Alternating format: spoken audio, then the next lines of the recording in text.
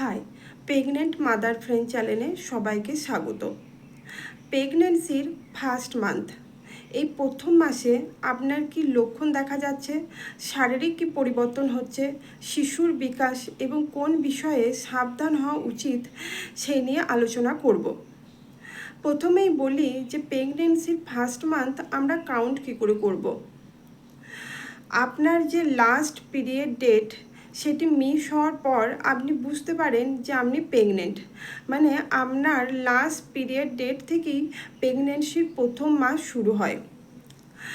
আপনার last period date miss হওয়ার পর আপনি প্রেগনেন্সি টেস্ট করে বুঝতে পারেন যে আপনি প্রেগনেন্ট, মানে তার আগেই প্রথম মাস শুরু হয়ে যায়। প্রেগনেন্সির প্রথম মাসে ফার্স্ট 2 উইক, মানে প্রথম 2 সপ্তাহে বোঝা খুব মুশকিল যে আপনি প্রেগনেন্ট, কেননা এই সময় ফার্টিলাইজেশন হয় আর ইমপ্লান্টেশন হয়। আপনি যদি কনসিভ করার জন্য চেষ্টা করেন তাহলে আপনার যে ওভুলেশন পিরিয়ড, তখন এগ ম্যাচিওর হয়ে রিলিজ হয়, আর মেল স্পার্মের সাথে ফার্টিলাইজেশন হয়ে গেলে তার 72 ঘন্টার মধ্যে ইমপ্লান্টেশন হয়ে যায়, তখন ভাজাইনাল ডিসচার্জও হতে পারে। এছাড়া আপনি সোনোগ্রাফি করে দেখতে পারেন যে আপনার এগ কবে রিলিজ হচ্ছে, আর এই সময় যদি আপনি রিলেশনে থাকেন তাহলে প্রেগনেন্সি কনফার্ম হওয়ার সম্ভাবনা বেড়ে যায়। এছাড়া আপনি ওভুলেশন কিটও ব্যবহার করে দেখতে পারেন যে আপনার ওভুলেশন হয়েছে কি না। প্রথম 2 সপ্তাহের কিছু গুরুত্বপূর্ণ টিপস। এই সময় আপনি কিছু গুরুত্বপূর্ণ টেস্ট অবশ্যই করিয়ে নেবেন, কেননা আপনি প্রেগনেন্ট হওয়ার জন্য চেষ্টা করছেন, যেমন thyroid, thalassaemia, haemoglobin, sugar, blood pressure, এই টেস্টগুলি করিয়ে নেবেন। এছাড়া ফলিক অ্যাসিড খাওয়া শুরু করবেন, কারণ ফলিক অ্যাসিড শিশুর বিকাশে সাহায্য করে।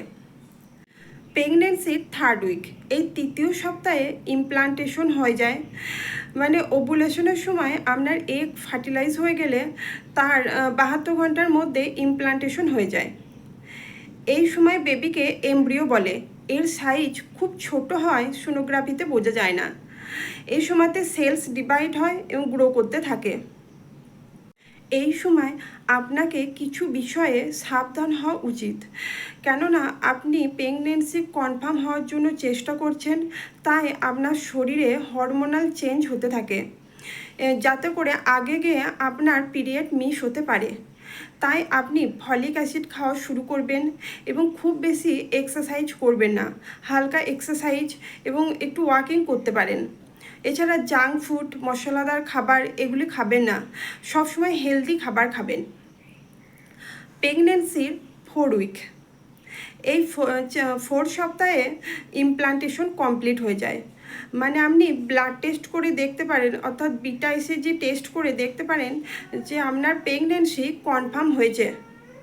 প্রেগনেন্সির 4 উইকের লাস্টের দিকে আপনার শরীরে কিছু লক্ষণ দেখা যায়, যেমন পেটের নিচের দিকে হালকা পেন হওয়া, এই সময়তে হালকা ব্লিডিংও হতে পারে, একে ইমপ্লান্টেশন ব্লিডিং বলে। তাছাড়া প্রোজেস্টেরন হরমোন বাড়ার কারণে ব্রেস্ট পেন, ব্রেস্টে ভারী ভাব এবং ইউরিনের কিউরিসিটি বেড়ে যায়, মানে ঘন ঘন প্রস্রাব পায়, মুড সুইং, খাবারের টেস্ট বদলে যাওয়া, মানে যে খাবারগুলি আপনার আগে একদমই খেতে ভালো লাগতো না সেই খাবারগুলি খেতে ইচ্ছা করছে, বা যে খাবারগুলি আপনার খুব পছন্দের সেই খাবারগুলি আর খেতে ভালো লাগছে না। তাছাড়া বমি বমি ভাব হওয়া, গ্যাস, অ্যাসিডিটির প্রবলেমও খুব বেড়ে যায়। তাই আপনার যদি পিরিয়ড মিস হয়ে যায় তাহলে প্রেগনেন্সি টেস্ট করিয়ে নেবেন, এবং প্রেগনেন্সি টেস্টে যদি পজিটিভ আসে তাহলে একজন ভালো গাইনোকোলজি ডাক্তারের কাছে চেক আপ করিয়ে নেবেন।